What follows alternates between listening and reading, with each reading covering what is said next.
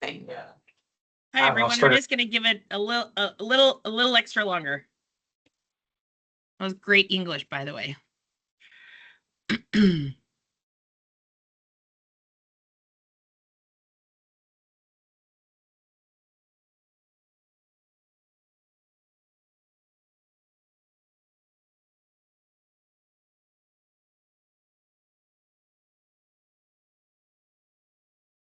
Okay. It's 101. We'll get started really quickly before I introduce our speaker today, which we're really excited about. Just want to give you an update on some of the upcoming events that we have. For those of you who don't know me, I'm Liz Kovach with Supply Build Canada. We've got our showcase coming up in January. I think at this point, we've sent out a lot of communication, so hopefully you have been receiving them. If you have not been, there's a good chance that we might be ending up in your junk file, but if you could just double check and get back to us and let us know whether or not you're receiving our communications, that would be fabulous. We have 4 professional development sessions that are focused on sales, marketing, and leadership. We've got 2 days full of full-day workshops, which we're super excited about. We also have our keynote breakfast that will be taking place on the Wednesday morning, and we have a retired CIA operative that will be hosting that for us. She's fabulous and will have a lot of insights to share on relationship building in high-stakes situations. I don't know that we have the same high stakes as somebody in her position would, but definitely a lot for us to learn. We also have our industry awards gala show taking place at the showcase as well. We have 4 sales reps awards that we distribute every single year. So if you're a retailer and have a sales rep that you want to nominate, please do so. The information is available on our website. And we also have our Industry Achievement Award as well, also on our website. And we do have a cherry on top getaway, which is sponsored by Cherry Insurance. A $3,500 Air Canada gift card will be given away if you attend our gala on January the 21st. So you don't want to miss that. And then we have one more webinar that's coming up in December. It is with RM Caladury called Framing the Future, Leadership in Lumber and Building Supply. He is also going to be facilitating one of our workshops at the showcase as well on sales, and he's fantastic. If you haven't yet, we do have a podcast. He's now been on it a couple of times. I think his next episode is coming out here in the next week or two. He's really great. Please feel free to tune in. And then now to our regularly scheduled programming, which is our webinar today that will be hosted by Sophie. Sophie is a performance marketing expert with 20 plus years of experience in driving growth. As the CEO of Raven Performance, she leads data-driven media planning and campaign rooted in inclusion, diversity, and education to deliver measurable impact. And so before I pass it over to Sophie to take it away, I also want to give a big shout out to the Sexton Group, who has been our sponsor for a lot of our professional development this year. So thank you so much for your partnership and for making this possible. And Sophie, I hand it over to you. Cool, perfect. Hello, everyone. Cool, so today we're going to be chatting about search marketing in the new world of AI. There's going to be kind of 2 major core focuses we'll be talking about today. So the first is going to be talking about what are sort of SEO, search engine optimization, and kind of like the natural sort of world of Google. The other half is going to be focused more on the paid side of Google Ads. So we're really going to be focused on search specifically, but there'll be a couple of hints and tips and tricks as well along the way that you can kind of use in a few other avenues of your business as well. So look out for those as well. So I'm Sophie, I'm the founder and CEO of Raven. I've been doing this for around 20 plus years now. Feels like a lifetime. I'm quite young, so 20 years is quite a large amount of years. I've been working in a lot of verticals, from SMBs to enterprise, B2B to B2C, you name it, I've probably done it. I'm a proud member of the LGBTQ community. Raven is an LGBTQ community founded agency, and also female led. So obviously inclusion, diversity is super important for us. And the reason I like to do these kind of conversations and presentations is one of the really pillars of our agency is really empowerment through education. So, you know, whether it's working one-to-one with a client or doing these kinds of discussions and talks, education is super important to me and our team. So to kick us off, I kind of wanted to take us back in time a little bit. So you may remember around 10, 15 years ago, we were going through the year of mobile, when Steve Jobs came out with this new little fancy iPhone, and we were all like, "Oh no, what's going to happen? You know, the world's going to change, the internet's going to change, our business is going to go through crazy change, and oh my God, what are we going to do?" Turned out it took around sort of 5 to 10 years for the year of mobile to actually take effect. So the year of mobile was actually more the decade of mobile. So I kind of, I feel like this is very like the AI is very much like mobile in that way, in that like, a lot of people think like this is, we're there now, AI is there, but no, like this is just the beginning. We are not at the peak of it. This is just really the starting of it, and that's kind of where we're at. 10 years ago with mobile, when everyone was like, trying to change the world with mobile, but it took a really long time to get there. So I just kind of wanted just to set the stakes a little bit there. Like I don't. A lot of people overthink this. A lot of people think it's a lot stronger than it is, but don't think to that extreme. And obviously, like our expectation when this came around, was very much the Matrix. Everyone thought they was going to lose their jobs overnight. Everyone thought, what are we going to do? Like our entire business is going to change overnight. What's going to happen to our digital marketing? What's going to happen to our traditional marketing? What's going to happen to websites? What's going to happen to just everything in general, right? Everyone thought everything was going to be turned on its head. In reality, though, especially when it comes to search marketing, this is kind of what we were left with.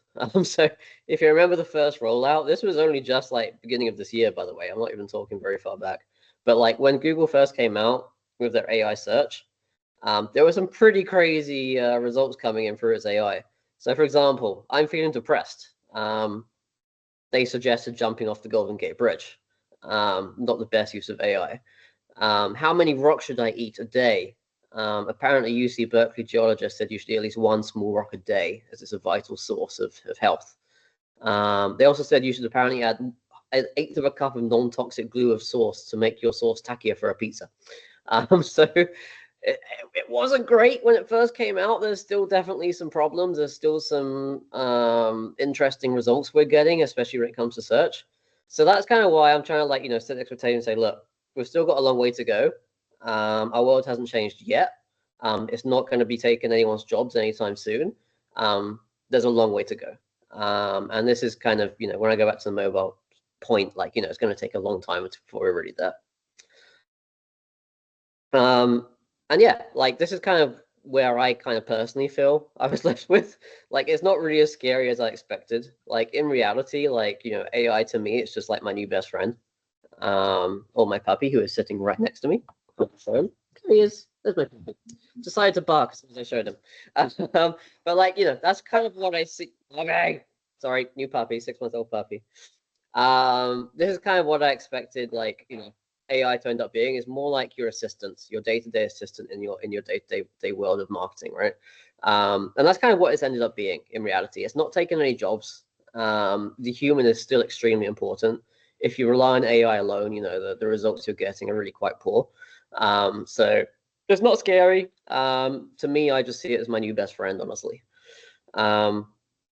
In terms of kind of like there's definitely been some winners and losers in this whole thing, especially when it comes to search. The biggest winner, first of all, was Reddit. So if anyone follows kind of like the Google dealings and partnerships, you may be aware about a year and a half ago now, Google did a really big deal with Reddit, where essentially they would share their data from Reddit for use within Google's Gemini AI. And essentially they would start feeding all their like data and knowledge into the platform. And the second they did that deal, surprise, surprise, Reddit traffic went up by about 300% overnight.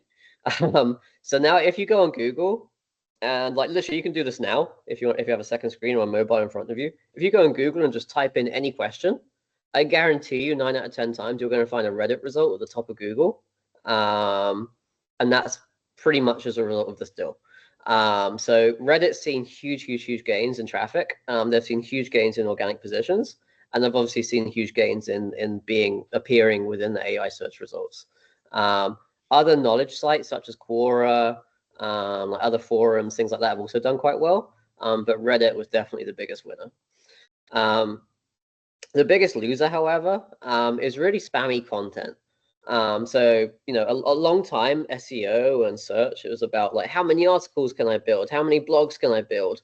And people started to get really crazy with like, just like, blogging for the sake of blogging. Like the content was really becoming quite low quality. For 10 years or so, it did actually work quite well for most people. Like they were seeing really good traffic gains as a result of a lot of that content they were building. However, what started happening now in the algorithm due to the use of AI is a lot of those people are now actually starting to see their rankings going down and down and down. A lot of them started seeing the traffic going down. There was quite a famous case in the SEO world of one of these big content hub sites.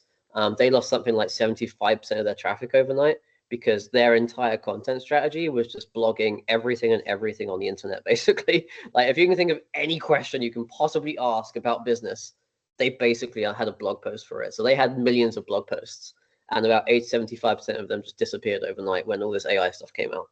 So the AI sort of boom has really sort of like affected a lot of those people who are like relying on content heavy websites and content heavy strategies. It's more about quality now as opposed to quantity. So yeah, what can you do? So there's definitely a lot of really interesting tips and tricks that I've found in AI. A lot of the stuff which I'm going to talk about now is stuff that's actually already been around, or it's kind of been improved over the years as a result of AI.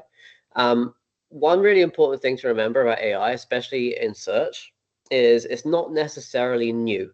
A lot of it is just development of technology that already existed, right?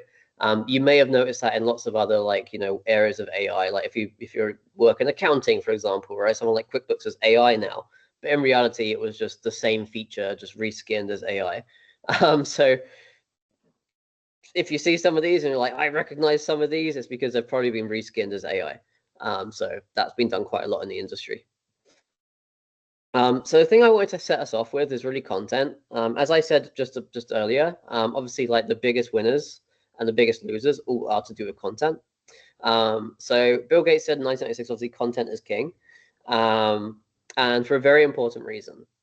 So here's just a real quick snapshot of what happened in one study when they were updating their content. So essentially, like one thing I recommend to a lot of people is don't create new content for the sake of creating new content. If you already have a bunch of content that's like, maybe it hasn't been updated for 5 years, maybe it hasn't been updated for 10 years, maybe, it's quite short, it's just like 3 or 4 paragraphs, it's 300 words. Go back and update that content, right? Make it more relevant, make it more new, just improve the quality of it, improve the relevancy of that content, right? And as a result of doing that in this study, you can just see some of those numbers there, like people's engagement up by 53%, their rankings and traffic increased by 49%, like pretty major numbers there.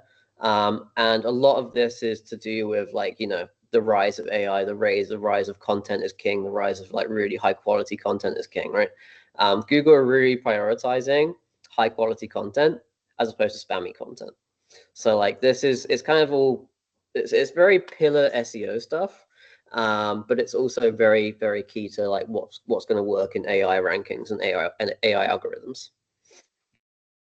So in terms of assisting, so again, what I was saying from the very beginning, right? Like I see AI more as an assistant. I see it more as a helper. If you remember good old Clippy, I kind of see AI as a Clippy on steroids, essentially. So I'm going to go through some examples that I find super useful, and some things that I even use on the day-to-day. So the very first one is essentially just using AI to kind of write content and landing pages to kind of help you build out like long-term content. So essentially, this is just like one simple thing I did here. So one of these, this is an event that I attended this year called Social East. And essentially, these guys do different events. They have about 5 events across the year, like one in Atlantic, one in East, one in West, one in Central, one in Toronto. So I just wanted to show them kind of like what they could do with AI to build out their landing pages and to do a better job. So the first thing I did was like, okay, let's just look at the basic content here. What is the top of your homepage? What is the first piece of content? Can we rewrite that just to include words about digital marketing? Because, you know, they had a nice bit of content, but it didn't have words about, it didn't have keywords that made it actually relevant to the content that people were looking for. So really simple. I just asked ChatGPT, can you just rewrite this to include a couple more keywords about digital marketing? And then really quickly, it was able to rewrite that. It kept the tone of voice. It kept the same. It kept all the same context, but it was able to add in much better keywords, and it was able to make it a lot more relevant to the users. And then I wanted to make it a bit more personal. So like you can ask it to change the tone, right? So it works really well if you start like training the AI to understand the tone of your business or the tone of your event or the tone of, you know, maybe your personal blog. So I just said, right, can you make it more personal? Can you make it easy to understand? Because we've got some attendees that are coming to this event who have never ever heard of digital marketing before, or have never been to a digital marketing event before. So straight away, you know, it's changed it up slightly to talk about the welcoming, inspiring, bringing people together, right? Again, not major changes here, but like small adjustments where it can make it improve upon the original context without making it feel AI heavy, right? And I said, right, okay, well, now I need to build the website out. Now I need to make this work for SEO. So can you just basically write me a meta title and a description optimized for SEO? So, you know, this is like one of the grunt work pieces of SEO work that everyone has to do, you know, writing a nice meta title, putting the keywords in there, writing a nice meta description, making sure it's 700 characters long, etc., etc. So like this, I find ChatGPT can actually be really useful for building out things like meta titles and descriptions, especially once you've already given it context of the website, of the event, of the product. So in this case, I've already given them context. I've already given them tone. I've already given them keywords. So really simply, can you just come in now and give me a meta title and description? Job done, right? And it gives you a very nice meta description. It gives you a very nice meta title. It's fitting within the character lengths. I might want to make a few little adjustments, but, you know, it's made my job a lot easier and a lot quicker. Now maybe we take a step forward and we say, okay, well now, okay, I want to build out the website a bit more. Maybe I want to do some blog ideas to build out the content about this event.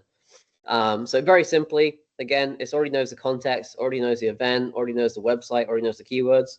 So it came out with these nice, really, really nice, quick, easy to write blog ideas related to the event. And again, it's just, it's not, I'm not saying like, you know, let AI do your job for you, but like it can definitely help give you ideas of things to write about. So feel free to take a screenshot of this one. But here's some this is just some useful prompts that I use for SEO on kind of a daily basis. So whenever you go into ChatGPT, you always start out by giving it a prompt, right? Giving it some kind of like, I need you to do this for me. So this is essentially that. So you're going to have like a prompt, and then you're going to have like about this business, about this product, about whatever, right? So the first one I like to do is find related keywords and find keywords related to product descriptions or events or whatever you're looking for. And that's just like a really nice way to expand out the keyword list I already have. So if I have like 10 keywords and I'm like, these are my 10 keywords, it describes my product perfectly, I want you to build them out. You can go in there really quickly and do that. They'll give you suggestions within 10 seconds and you can build out from that. So it's just a nice research tool. Another thing that's really important in SEO these days is question and answer content. FAQs especially, super important. I'll talk a bit more about that in a second in the presentation. But you can use a prompt to say like, can you give me some really popular questions to do with X, right? And then you can write up those questions and answers on your website. Maybe you can put them in an FAQ, wherever you want to put them. You can make a blog out of them. But you're answering questions, you're getting useful content out, and it's very much like AI-driven content, right? Like AI is always about questions and answers. You're always going in there with a question. You're not going in there with a single keyword. You're going in there with a question. So really useful prompt again. Other things are things like keyword strategies, search intents, keyword clusters, like groupings of keywords, things like that. You can use it to do that work. Maybe you just want to suggest a blog title to your keywords that you're giving. Maybe you want to suggest blog sections like I showed you earlier. Maybe you want to outline the key points of a blog post, suggest subheadings. These are all like little nitpicky things, right, which can take forever when you're writing an article. But using ChatGPT, you can definitely do it a lot quicker. But again, none of these are saying like do my entire blog for me. Like none of these are saying write the entire thing. It's like it's just saying no. Can you give me ideas? Can you give me little bits like an ad? Can you give me suggestions? But you're not using it to take over the job. Essentially, you're using it as an assistant. You're using it as a Clippy on steroids. Essentially. And what's really, I mean, this is obviously super important. Like, you really don't want to become reliant on AI. What I've actually found is the human element is more important than ever. When I only started Raven about a year and a half ago now, it's very fresh. But when I started the agency, AI was just sort of starting to take over. And I thought, F it. I'm going to create 10 blog posts and I'm just going to use AI to write the entire thing. So I literally just went into ChatGPT and said, right, can you write a blog post about link building? Can you write a blog post about, how do I get links? Can you write a blog post about, optimizing PPC ads? And I literally just copied and pasted, put them straight into my WordPress site. Let's see what happens. I was very surprised at the first results. It actually came back very positive. So I started getting some really good rankings. I started getting some traffic within like a couple of months. However, fast forward another 3 months afterwards, and they decided to block my entire website. So Google had figured out that I just use AI to write my entire blog post, and they said, "Oh no, f you, we're going to kill your website completely." They took me off the rankings. So Google definitely knows if you are using AI content. They might not spot it immediately, but they will spot it. So it's really, really important that you are using the human element. You are using someone to really massage the content after you've taken the ideas from the AI. So this is another reason why I say it's not as scary as people think it is. Like, the search engines are always going to know if you're using AI, so it's not going to take a job of a good copywriter, of a good SEO manager, of a good web developer. You still need those people who know what they're doing. You can't just replace it with AI. If you do, your business is going to go. You're going to lose all your rankings. You're going to lose your traffic, and it's going to be a disaster. So definitely don't recommend that. But again, super useful as an assistant. Just don't let it take over. Just some other tools here. So this is one tool called Narrato. I don't know if I'm pronouncing that correctly. But if you do want some help, like when it comes to writing like articles or blogs, this kind of brings together a lot of those prompts together in one place. I'm pretty sure the back end of it does use ChatGPT. It probably use one of the major AI engines, probably ChatGPT. But essentially with this one, you can kind of go in there and generate all your different kind of sections of the blog. You can generate like different questions, answers, sections, titles, use cases, and it can basically help you kind of like generate ideas for blog posts. So I found this one quite helpful. These are all like sort of give and take, right? You play around with it. Maybe you won't like it, maybe you will. The next one is Yoast. So if you have a WordPress site specifically, Yoast has this new section on the left-hand side here, you'll see, which is basically all AI generated kind of SEO bits and bobs. They can now basically generate your titles or your descriptions based on AI. They can also take a look at your content and use AI to basically make sure you've got good keyword distribution, you've got good keyword relevancy on your pages, and it can make recommendations of what you can do to your content using AI.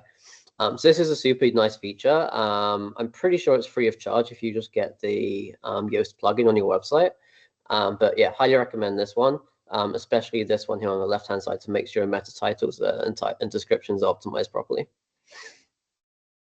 Another one is Copilot AI using SEMrush. So SEMrush is like a very large SEO tool. You've probably heard of it. But essentially, if you're doing like competitor research or you're doing research on your keywords, SEMrush is basically like the #1 tool to use in the market. It's like industry standard. But they basically launched Copilot AI. And within Copilot AI, you can basically do things like competitor rankings. You can do things like decline keywords, drop keywords, backlinks. And it'll basically use this AI to basically give you these really nice kind of like highlights and kind of like summaries of what you need to be looking at. Typically, this stuff, you could be going in SEMrush and spending like 2 hours to find this data.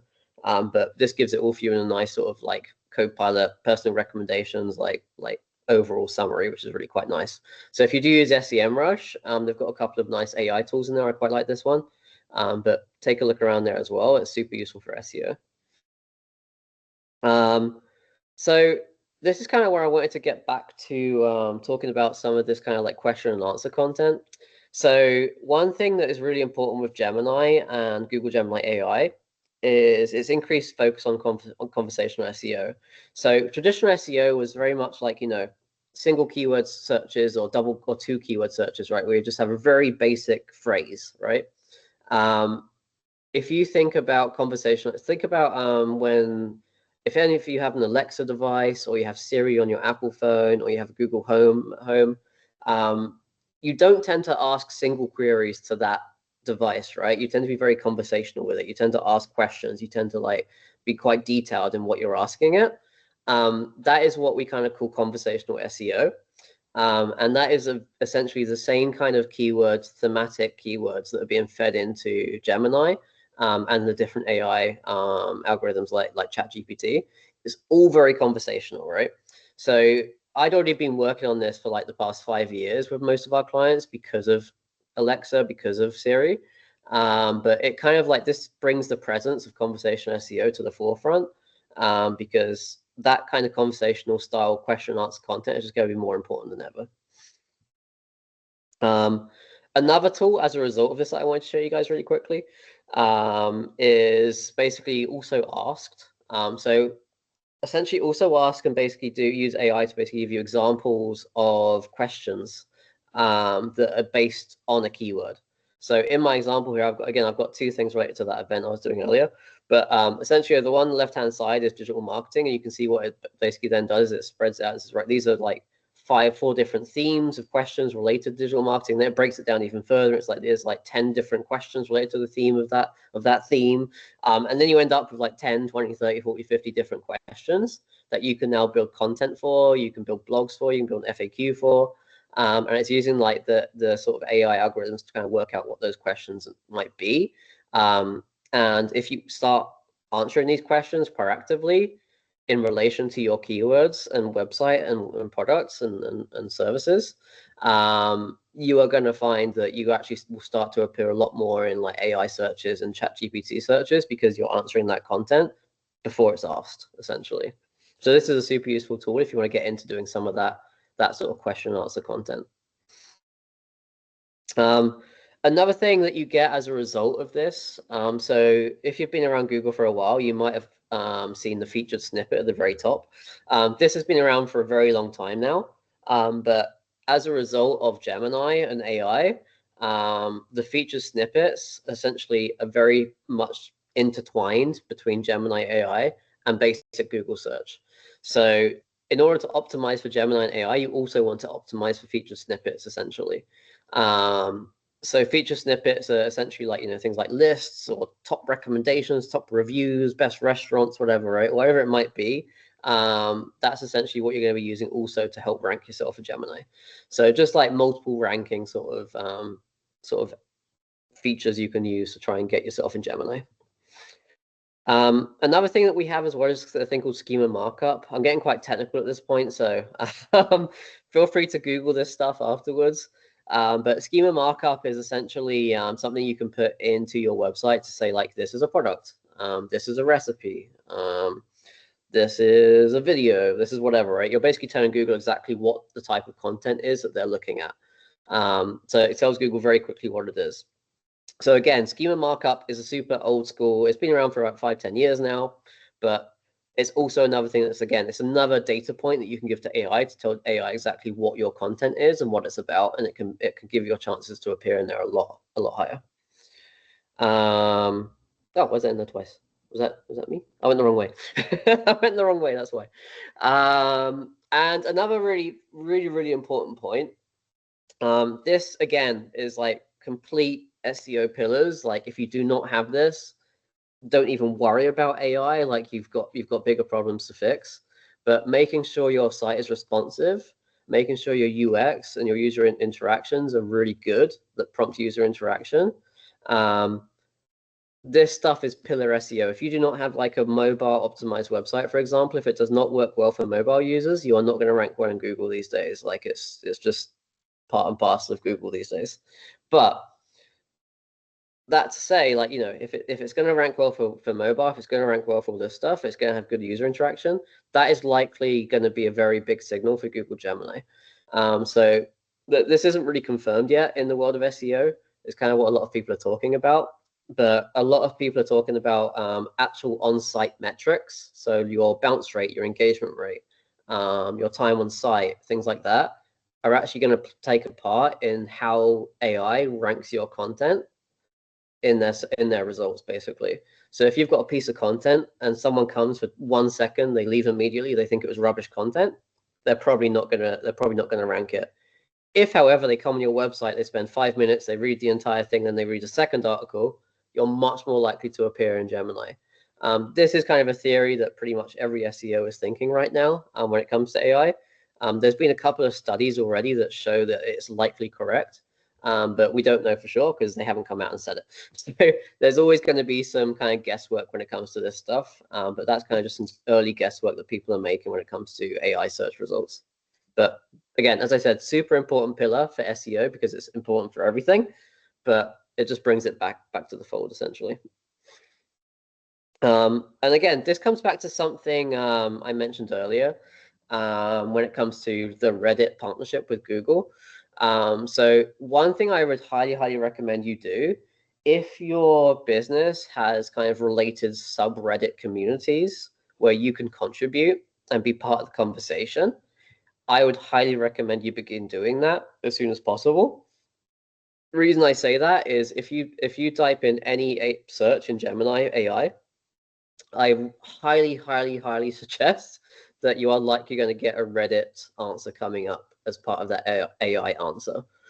So if you can put your company in that conversation now, your chances of ranking in these AI questions and answers is a lot higher over the coming years.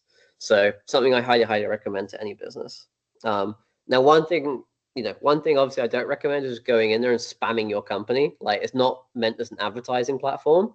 You're going in there and you're giving useful content, right? So maybe you're answering a question. You're not spamming your products. You're not spamming your services. You're just saying, nope, here's a really cool answer. Here's a really cool piece of content. You're just being useful like a normal human being. But your profile happens to be like the name of your company. You know, when you get to be a dedicated Reddit user and people respect and trust you as a Reddit user, maybe you can bring in the company a little bit more, but that's going to take time. So I would even say for the first 6 to 12 months, just worry about being a normal Reddit user and just be useful. But that's going to really help your company over time ranking in this stuff. So moving on, so that was all kind of really focused on the SEO side of things, the organic side of things. I wanted us to spend our last 10 minutes talking about paid search. So this really is focused on Google Ads. Google Ads is really like, you know, the bread and butter in Canada. It's about 95% of the market in Canada. So I've focused mainly on Google here.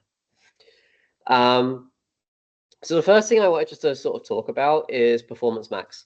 So if you are a Google Ads user, you likely have heard of Performance Max. But Performance Max is basically Google's big kind of ploy to kind of bring AI into the Google Ads sort of platform. Essentially what it's doing is it's taking every single Google platform and it's putting your ads on all of them using AI. So you will basically say, right, these are my keywords, these are my ads, these are my images, these are my videos, these are my products, these are my services, this is my website, this is my URL, this is my landing page. You're going to give it everything into the Performance Max campaign, and Performance Max is then going to go, right, I'm going to give you all that coverage across all the Google network, but I'm going to do it based on what I think is going to work for you. And I'm going to expand it, and I'm going to maximize the coverage based on what I think is working.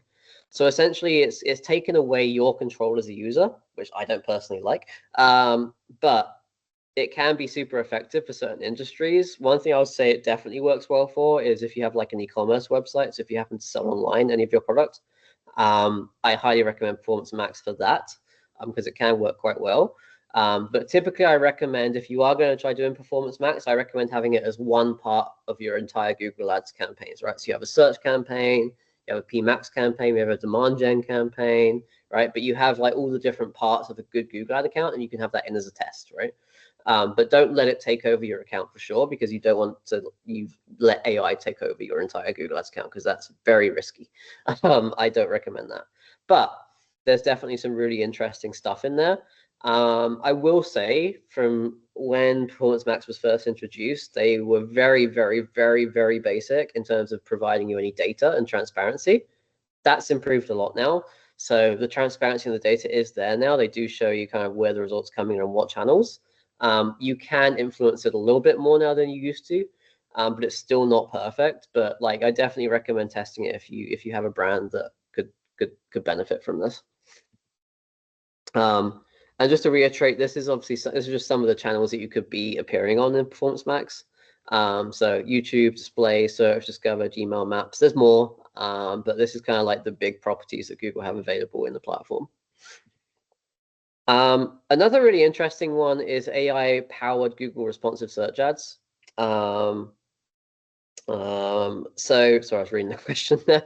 I'll get to the questions at the end. Okay. Shh. My dog's going crazy. Sorry if you can't hear that too much. So in terms of creating ads for your Google ads, this has kind of been around for a little while now. We've been doing responsive search ads where essentially you can pick like 5 different headlines, 10 different description lines, and it will basically test them all together and see what does the best. Essentially what this is now doing is it's adding in its machine learning technology to basically understand what the best possible combination is for your product or your ad or your landing page. So this is like a genuinely useful thing that I use every day. That Google's made it standard now, so you have to have it as standard in your ads now. But the one thing I would recommend if you are using responsive search ads, which you will be doing if you're using Google Ads, is giving it as many headlines as possible, giving it as many description lines as possible, giving it as many images as possible, as many site links as possible, essentially using the maximum possible effect of what you can do with Google Ads, essentially give it all that data, and then Google will basically figure out what can work best for you. Again, this is something where I will say transparency can be improved on Google's end when it comes to actually looking at the final results of what you're seeing. But the results kind of speak for themselves when it comes to click-through rates and your engagement rates. Like, they're definitely a lot better than they've been previously in the past. This is just some basic, if you use Google Ads and you're in the interface on a daily basis, you may have seen this, but essentially Google's using its AI a lot these days to help you with ad writing. So the first thing you'll see on the right-hand side there is basically Google's chatbot. So you can actually use the chatbot to basically get recommendations. So, you know, whether you want headlines recommendations, or you want recommendations to improve your descriptions, or you want recommendations to improve your site links, you can basically use that. At the top, you've also got kind of a strength recommendation. This is kind of useful, but it can also be not useful.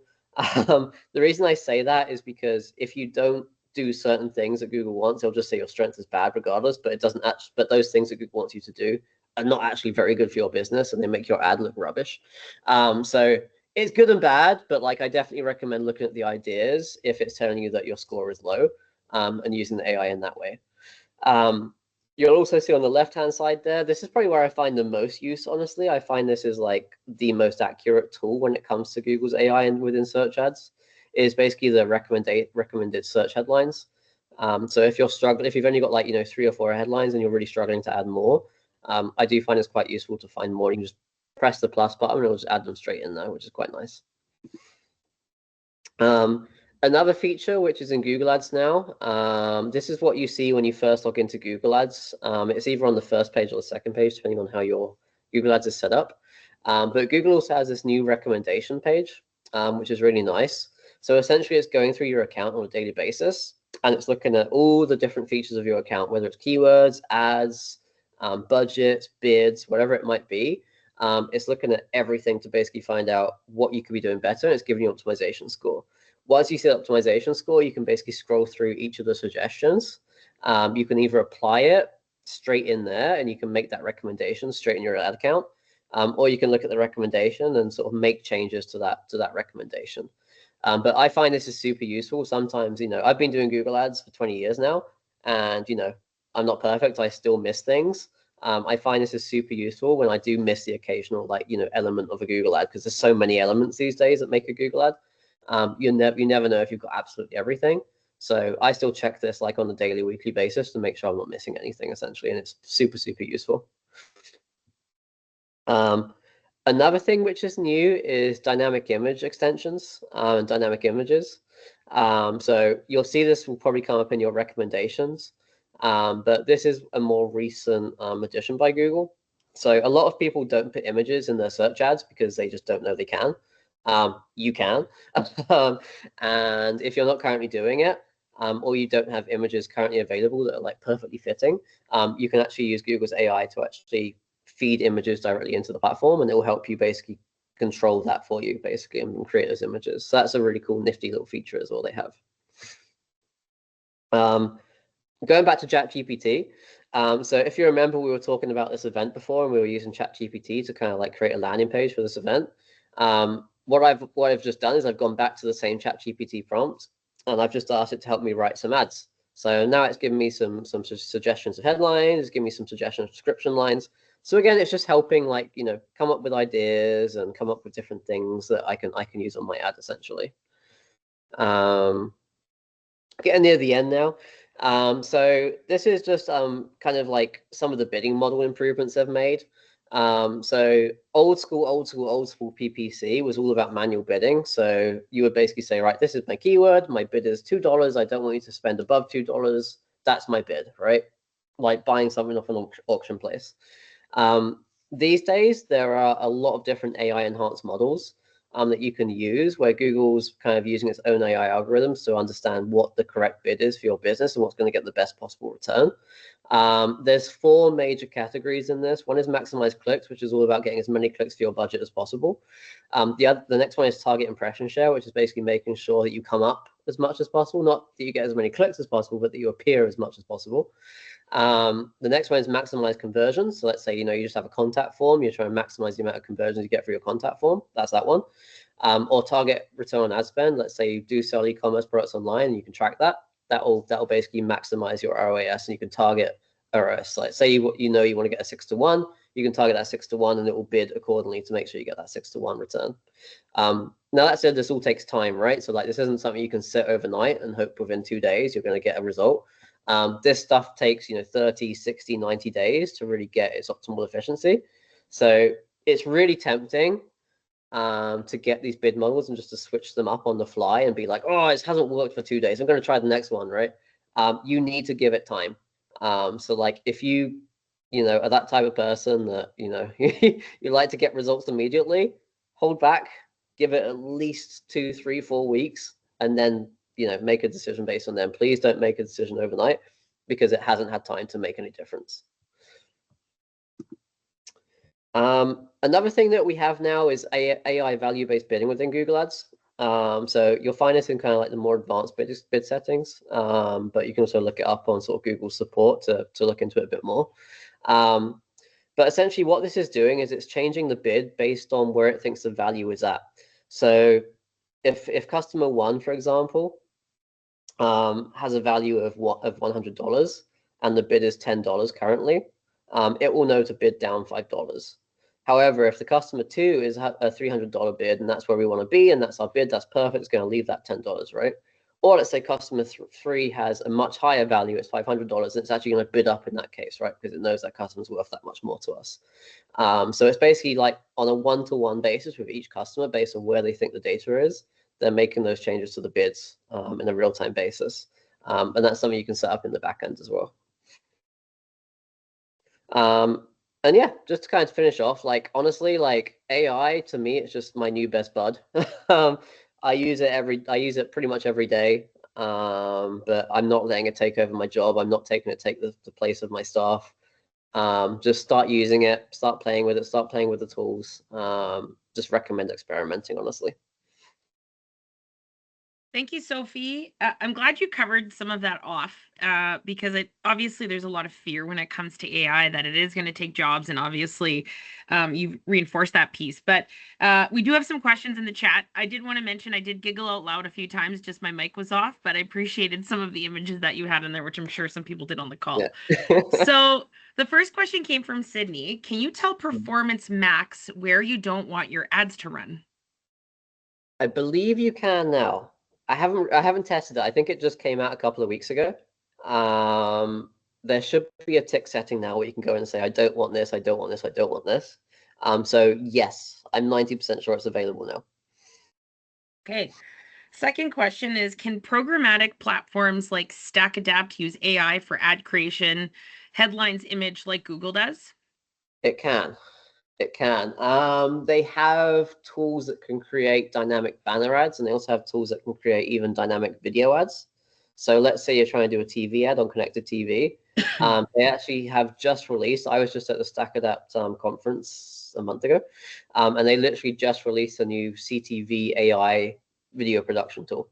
So yeah, you can literally you can go to Stack Adapt, give them images, give them headlines, give them descriptions, and it can create videos, it can create banners, it can create whatever you need, basically.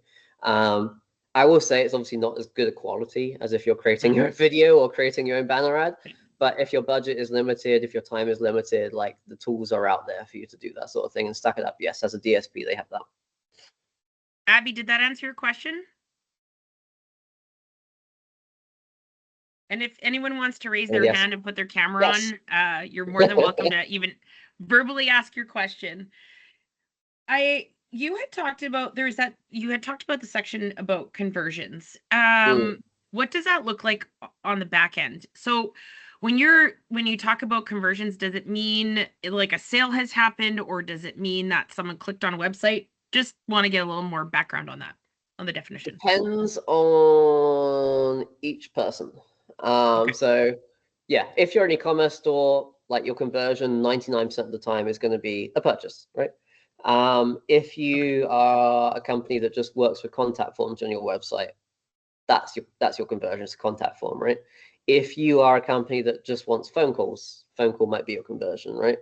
If you are a company that, you know, maybe you can't have any of those, like maybe you just have more of an engagement. So maybe it's like, you know, 3 minutes engaged on the website and they've clicked 3 different pages on the website. Maybe that's conversion, right? A conversion essentially is just a data point to say, you know, this is a quality user, this is a quality customer, focus on this person, right? And the data is only as good as the data you give it at the end of the day. Okay, thank you. Does anyone else have any other questions? Oh, there we go. What? Oh, I saw that. That's a repeat question. The quality of Google image in the dynamic image extension. I have not personally used it. I will say happy.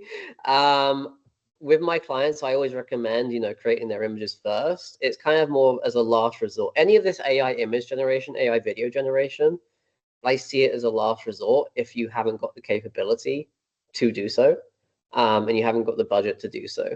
I've seen some okay results, but I'm not going to say, you know, it's high quality or low quality. I think it's going to be one of those, you kind of need to see what it does yourself and play with it and give it assets. Like you're going to have to give it some kind of assets, right? So it's either going to use your social media, or it's going to use your website, or it's going to use something as a source, right? Or something that's already on the internet. It's got to source something.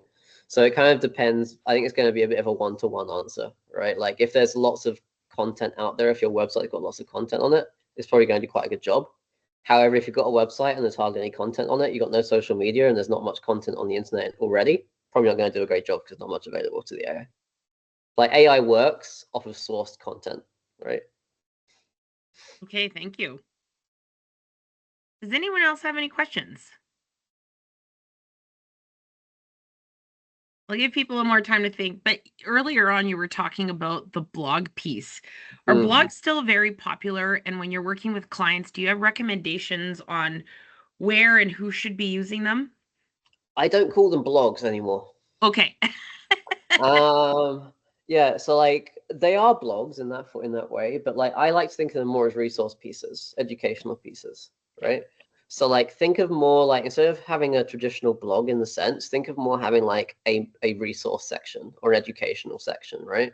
And it focuses all on like, you know, super useful educational resources around your product or your brand, right?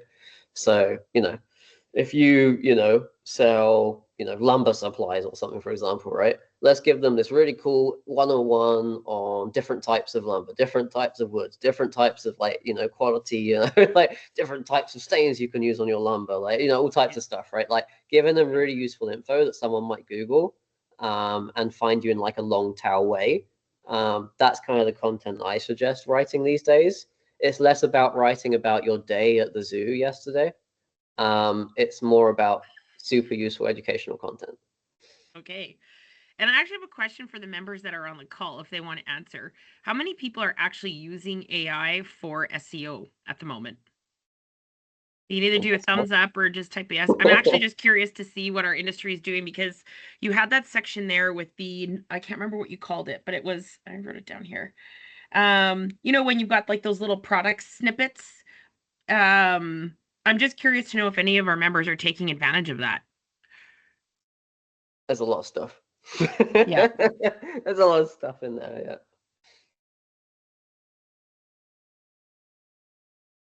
Okay, maybe it's a lot of no's or no one actually wants to answer. Okay, going Here's once. my question to everyone. Sure. Are you currently using ChatGPT to help you with content? That's what I want to know. I personally don't, but that's just me. I've got one, of course. Thanks, Sydney. Interesting. Not many, of course. Ooh, another yes. Okay. Interesting. Yeah. Okay, cool. Yeah, so I mean the one thing I would definitely say when it comes to using ChatGPT is train the crap out of it. Like use it as an AI. Like my partner works for a company, and they've just basically implemented like enterprise ChatGPT, and they have like agents built specifically for each task they're doing. So like you could build an agent for like specific products, specific tone of voices, specific brands, specific like whatever you're doing. The more you train it, the more you work with it, the better your results are going to be when it comes to writing content. But as I said before in this conversation, do not copy paste the content, please. Use it as inspiration, because you will get called out by Google eventually if you're using it online. But yeah, I was intrigued by that. But yeah, a lot of people are using it, but like you need to be careful that you're not taking too much like copy pasty. I didn't actually realize that Google does that. That was the first time I've heard that Google will actually block you if you have to, Yeah. if it detects the AI. So that's interesting. They won't immediately, but they'll figure it out. Like Okay. over the years, there's been lots of these like tools and SEO tactics that people do, right? Google always finds a way to understand what that tactic is you're doing, right? One of the old school tactics that people used to do was buy links, for example, right? So like the more links you had, the more authority you had, according to Google. So a lot of people started buying up links, and they were buying like 20 links, 30 links, 50 links, 100 links. Google then figured out how to basically spot those link farms, and then everyone who spent $100,000 on these links all got blocked overnight. So like Wow. if you're doing some kind of dodgy quick hack, Google always figures it out eventually. So like I never recommend anyone ever does one of these quick hacks in SEO, but like that's why like AI, I'd say from day one, I don't see it taking over SEO's jobs, because if you let it take over your job, you're going to really suffer in the long term. But yeah, it was really interesting that I literally did that experiment day one, and straight away they blocked me. And I've seen similar studies from other people, so like I highly recommend like using AI with a grain of salt, and making sure you're using personalization to customize the content. And Abby made a comment about keyword stuffing. I don't know what that means. Keyword keyword stuffing is when you like spam the crap out of a page. Okay. So like if you've got a page about I don't know, fucking anything, right? Like say you're selling Pokemon cards. I just got to get into Pokemon cards recently again. You don't want to be putting Pokemon 100 times on your landing page. Like you want to put it 3 times because it makes more. It's just like keyword stuffing is like it's not great. But yeah, it's another old school SEO tactic. I love nice comments, Cindy. It's how you pass high school to meet the word count. That's true. Yeah, back when we actually had to write papers. Very funny. Well, if there are no more questions, think Sophie's contact information is up on this last slide if you haven't taken a picture of it already. This webinar is being recorded, so we'll have it, but you can access it with your password, and of course you'll be able to share it with your teams. Thank you so much for sharing your insight today. That was a lot of info. I really appreciated it, and I wish everybody a really great day, and thank you again, Sophie, for joining us today. We appreciate it. Thank you. Thanks, everyone. Have a great day, everybody.